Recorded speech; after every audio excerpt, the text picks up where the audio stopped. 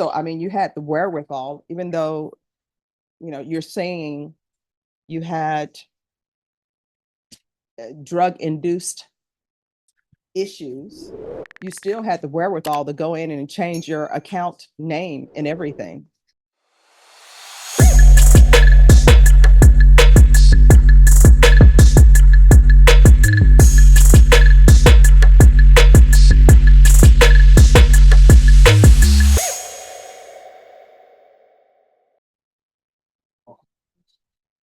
Court is calling 2024 CR 6568, State of Texas versus Isidore Caridia.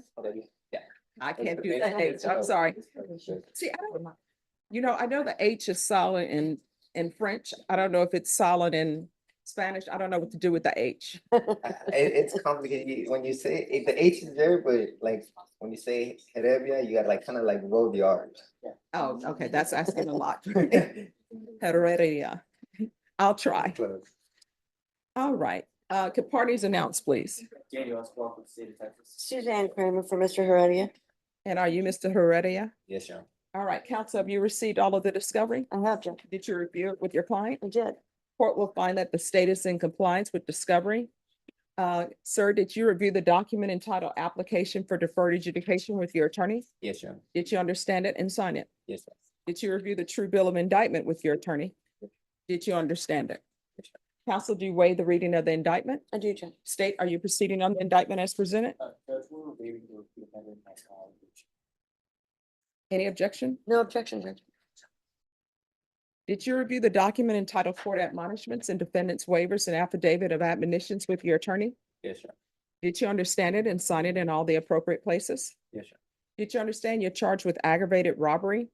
The range of punishment for that offense is anywhere from 5 to 99 years or life in prison and up to $10,000 fine. Did you understand? Yes, sir.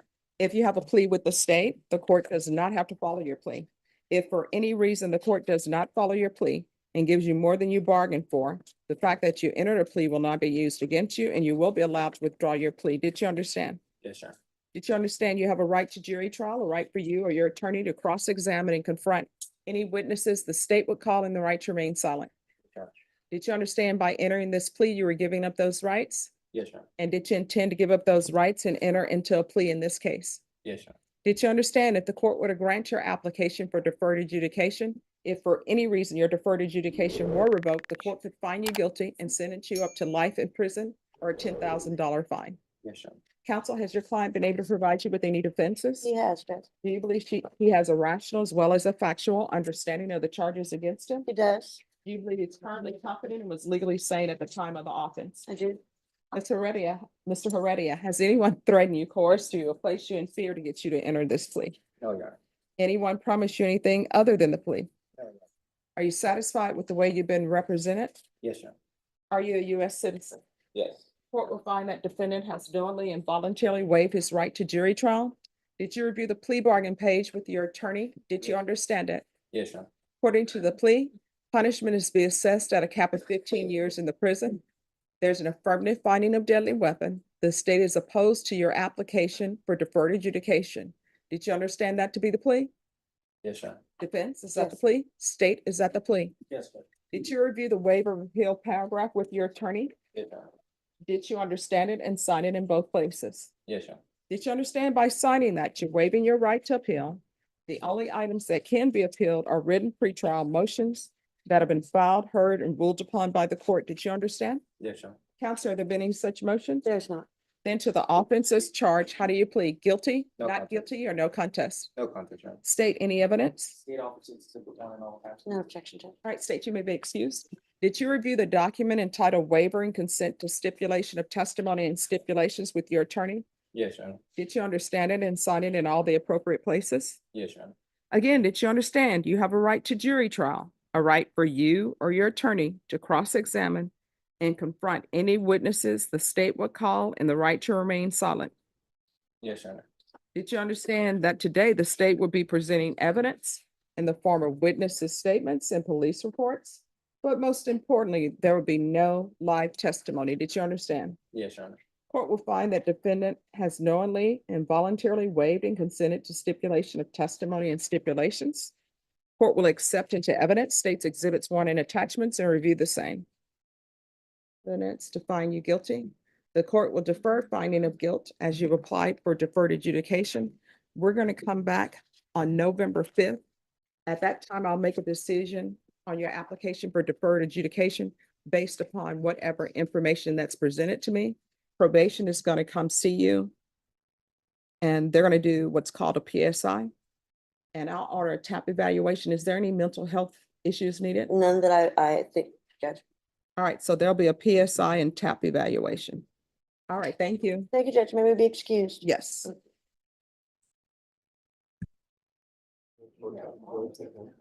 Who's the prosecutor on Isidore Caridia? All right.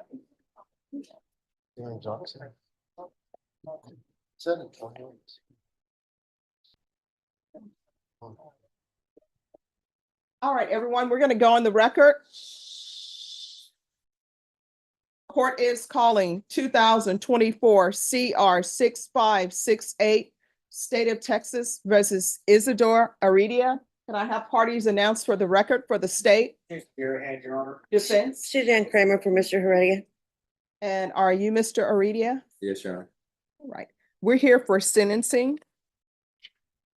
Have both parties had a chance to review the PSI report, state? Yes, Your Honor. Defense? Yes, Judge. And the TAP evaluation, state? Yes, Your Honor. Defense? Yes. Any objections to either state? No, Your Honor. Defense? No. All right, you applied for deferred adjudication. You entered a plea of no contest on September 17th.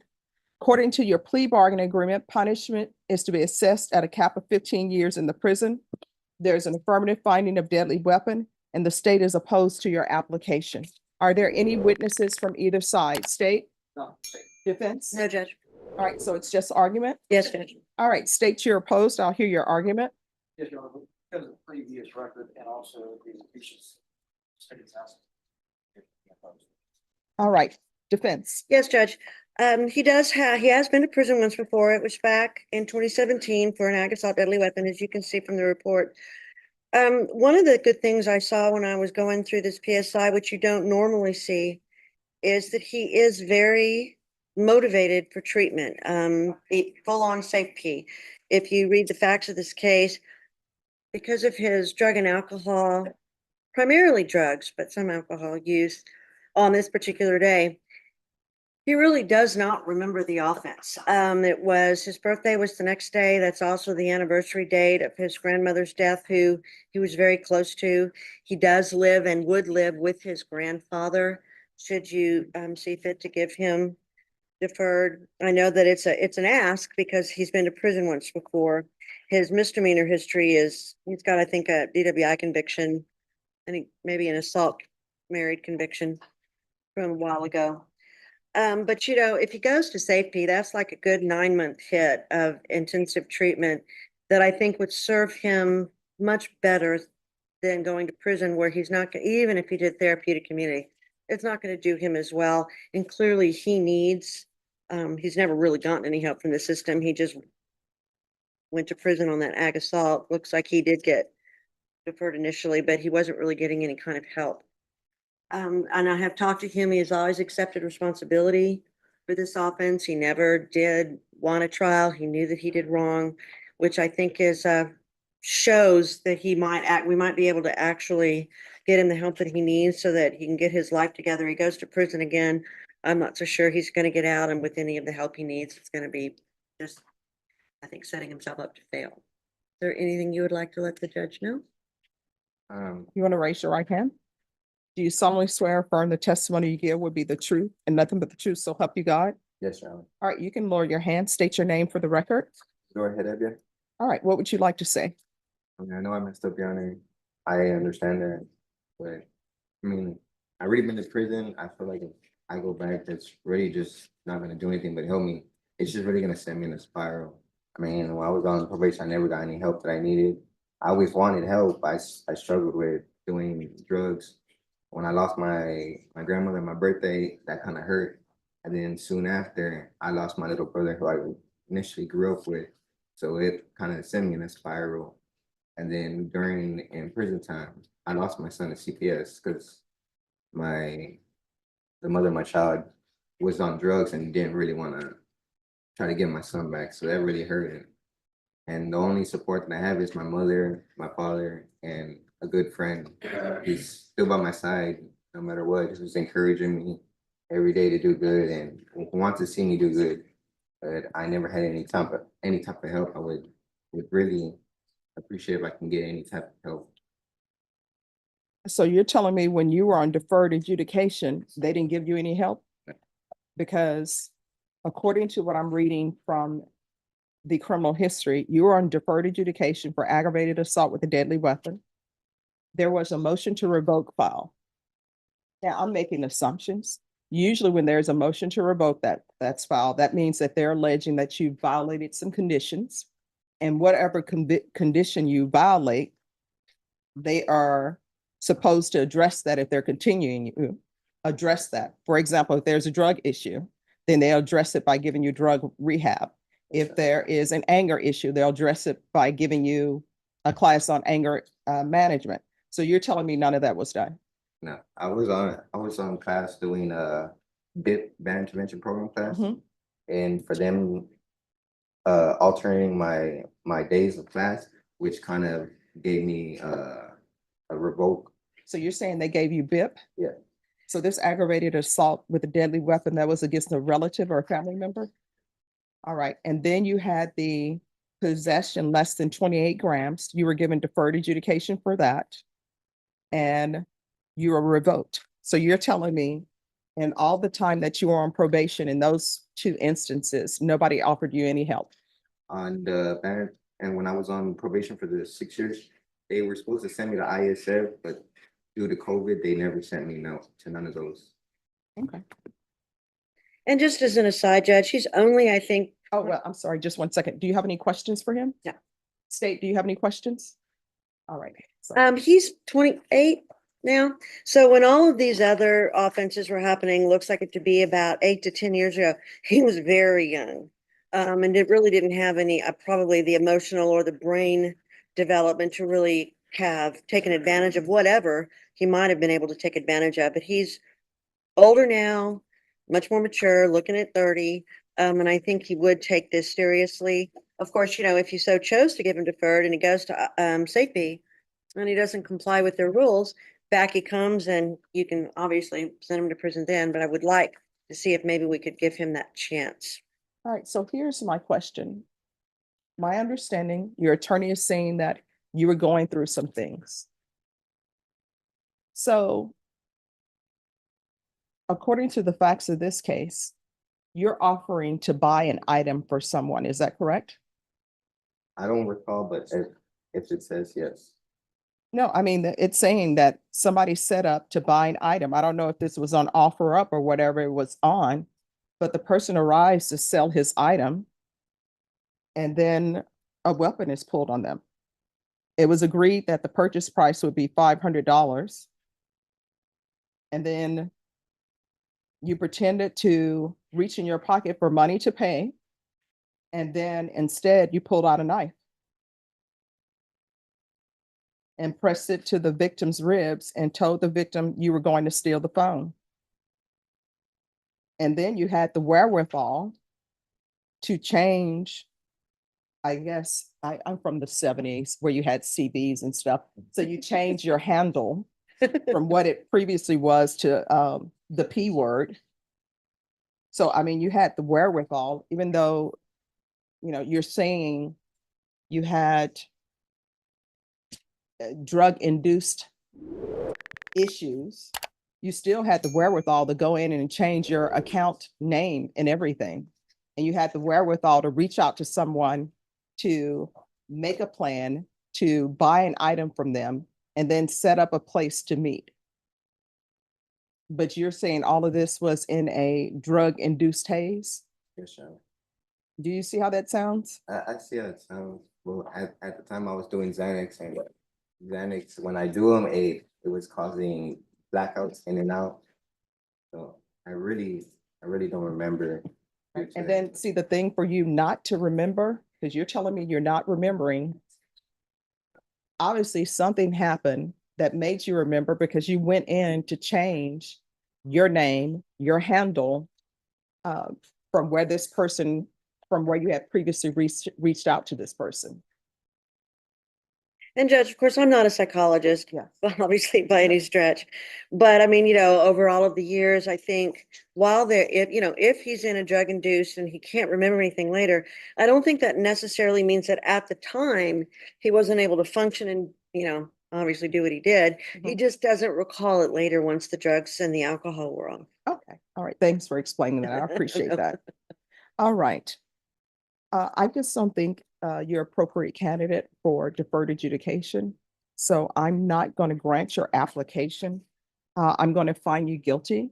There's an affirmative finding of deadly weapon. I'll ask for the therapeutic community because of your history. They may not place you in that. I have no authority to force them to place you there, but I do know if you don't ask for it, they definitely will not do it. I'll put in the judgment therapeutic community. Thank you, Judge. There's to be no contact with Daniel Anthony Guevara, Guevara. And just one moment.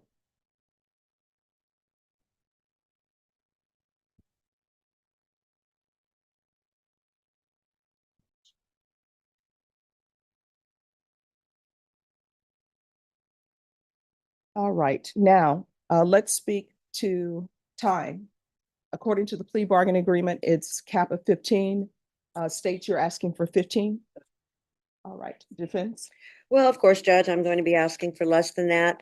I think he went 6 years on the last stint, possibly. So I was telling him that I would ask you if you would possibly be willing to consider 8. Should you not be willing to grant the deferred? All right. All right, the court is going to sentence you to 15 years in the prison. I'll give you credit for any time served. Did you review the trial court certification of defendant's rights to appeal with your attorney? Did you understand it? Yes, sir. All right, because this is a plea bargain agreement, because I followed your plea bargain agreement, and because you waive your right to appeal, you do not have the court's permission to appeal. Because this is a felony conviction, you're not allowed to own or possess any weapons or ammunition. If you have a question over what a weapon or ammunition is, you'll need to speak to an attorney. Do you understand? Yes, sir. All right, we can go off the record. This is what I want you to understand. I take no joy in sending anyone to prison. I am still hopeful that you will do well. I know that 15 years is a lot of time. Any day that you spend in custody, even if it's an hour, it's a lot of time. I understand that. But you're going to have to change your ways, because otherwise what's going to end up happening is you're going to find yourself spending the rest of your life at the prison. And when you look at your history, if you pick up a new case, people are going to see that history, and your minimum is 25 years. And the law is the law. However, if you end up going to prison for 30 years, when it comes time for you to go to parole, they're going to look at your criminal history and they may be inclined to let you sit there for the full 30 years. You understand? Yes, sir. All right, so there's still a chance for you to improve yourself, to get your life together. So while you're at the prison, there are plenty of programs that are there for you. Read, get an education. They will give you an education for free. If you don't have your GED, get your GED. Work on improving yourself and do not become institutionalized. Do you understand? Yes, sir. All right, good luck to you, okay? Thank you, Judge. Maybe be excused. Yes. And we keep it working like Oouchie the boss. We tryna catch out like we hit us a fault. We gotta win, ain't taking no loss.